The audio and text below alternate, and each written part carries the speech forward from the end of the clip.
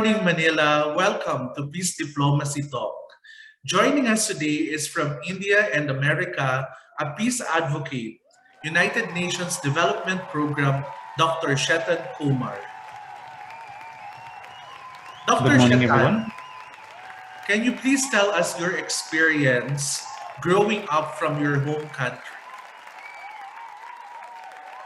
Yes, I grew up in India, and then after that, once I finished college, I lived in the US and completed my education there. And in both countries, during my college days and then my graduate school, I was very attracted towards the field of peace building. It is very satisfying in a way, and I found this was particularly moving for me growing up in India at that time. There was a lot of violence between different communities, Hindus and Muslims primarily. And some of it happened in New Delhi at the time that the Prime Minister Indira Gandhi was assassinated in 1984. And I saw that from my high school. It left a very strong impression. And so I was always driven by the need to help people come together and avoid the damage, avoid the grief that came with violence. When I moved to the US, of course, I took on more systematically the study of peace building at college, and finally I got a doctorate in political science and started writing about issues related to peacekeeping and peace building. So this issue has been with me my whole life. Oh, what an incredible journey you had. Can you name three important values that you realize over the course of time? Yes, I think the most important value that I learned to appreciate is first not to judge. Of course, there are times when we see something that needs to be judged, like some of the horrors we're seeing in Ukraine right now. But the first thing I learned is not to judge, to understand the motives, the compulsions, even behind behavior that we find obnoxious. I think that's very important if we want to build and keep peace between people and communities and countries. I think the second value that I learned is humility. We always know what we know, and we always apply what we know, our narratives, our frameworks to the world around us. But if we do so, we should do it with a lot of humility because the people we work with have their own histories, their own narratives, their own way of looking at the world. And there was a study once that showed that 90% of what we say to people is not heard by them. They hear only 10% because we're all coming from a very different worldview. So humility is very important. And I think the second one is silence. In balance, when we look at how we use our time, we find that we talk more than we listen. But in understanding people, we have to appreciate the importance of silence as a tool for building peace. Once we have understood where people are coming from, once we have felt it in our hearts and seen it through our minds, where people are coming from, then we can speak, I think, with greater wisdom about what we want to bring to them. So again, the first one is not to judge. The second one is to be humble. And the third one is to appreciate the importance of silence. As a peace builder, do you think that social media plays an important role in doing negotiation in today's world? Why or why not? Yeah, social media plays a very important role in peace building today. And I think there are three roles, two positive and one negative. I think the positive roles, one is connecting people at a more personal level. So, two people might sit at a table, talk about the formalities of a negotiation or mediation. Later on, they might encounter each other on Facebook in a much more informal setting or on YouTube, where they are exchanging videos or pictures. It's a different type of relationship that connects people at a different level. But I think that, and also more people are connected around the world. More people can see what's going on. More people can understand. So it's a different type of relationship. So relationship building is a good factor. I think also democratizing information is a good role that social media plays.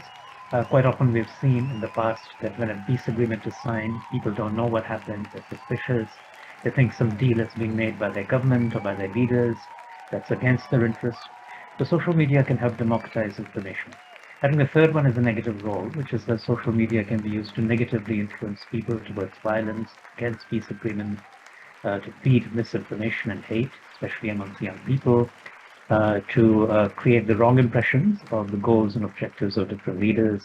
So it can be quite a negative political tool. And the fact that social media uses algorithms to develop and circulate content, it will quite often pick up things that are being viewed by people too often not for the right reasons.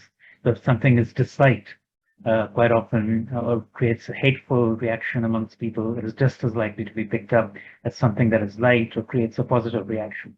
So in a way, it reinforces the good, but also reinforces the bad, the algorithms that they use. So I think that's the downside of social media. But yes, it does have a huge impact on peace. Oh, so who do you consider the best leader and why? I think to me the main my main ideal still remains Nelson Mandela, and I'll tell you why. I'll give you a specific example of a very strong, very inclusive leadership. So after the overthrow of apartheid and the establishment of democratic South Africa in 1994, the peace agreement was done. Nelson Mandela became president. One of the first things to happen was that South Africa would host the Global Rugby Championship. And South Africa had a team that was all white. Rugby had been a white sport and was seen as a symbol of domination of racism by one community. So all of Nelson Mandela's advisors, all of his key assistants in the African National Congress, key ministers, all said that it's time for a new start. Let's scrap the Springboks, the national team. Let's start with some other sport like football, for example, that is played by everyone. Let's go for South Africa to be big on that. And Nelson Mandela said no. He said he would encourage the Springboks. He would work with them. He would host the rugby championship in South Africa. And that he would do this because South Africa belonged to all Africans, white and black. And there's a very nice movie about this starring Matt Damon called Invictus, which we can all watch. Very good example of peace building, nation building. So in the end, the Springboks won the global championship.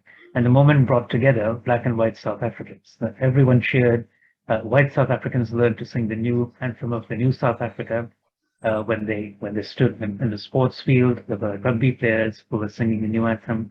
Black South Africans learned to appreciate the sport as South African, as their own. But in bringing people together, this was the first big moment of national unity. There were so many wounds, so much hurt, so much grievance from the era of apartheid that Nelson Mandela cleverly used sports, rugby, to bring the country together. And from that time on, the country worked differently. They were united. So I think it's a very strong example of inclusion, of leadership, of the values that I was suggesting earlier, not to judge. He didn't judge the Springboks. Be humble. He was humble in recognizing the traditions and the culture of the Afrikaner people, including rugby. And of course, he listened. He listened to everyone, not just his own people, not just his own mind, but he listened to everyone. In the end, did the right thing that brought the country together. So I think that's why he's still my favorite leader, favorite idea. What is your message to our viewers? Yes, my message to everyone would be that if you want to see a peaceful world, if you want to see a world where people can at least live with each other, they don't have to love each other. But if you want to see a world where people can live with each other, we have to start with ourselves, right? So be peaceful in the way we engage our families, our friends, our communities. We find ways to deal with our anger. We don't have to suppress our anger. Or if you're upset about something, if you're aggrieved about something, we find ways to deal with them that do not make the situation worse, right? So we have to be peaceful with ourselves, with our families, with our communities, and then we'll find we are better peacemakers and peace builders. So that would be my message. Thank you very much, Dr. Chetan Kumar. That's the Peace Diplomacy Talk for today. This is Rayron Del Rosario. Catch our next episode only here in IPDCI News Channel. Thank you, Ray.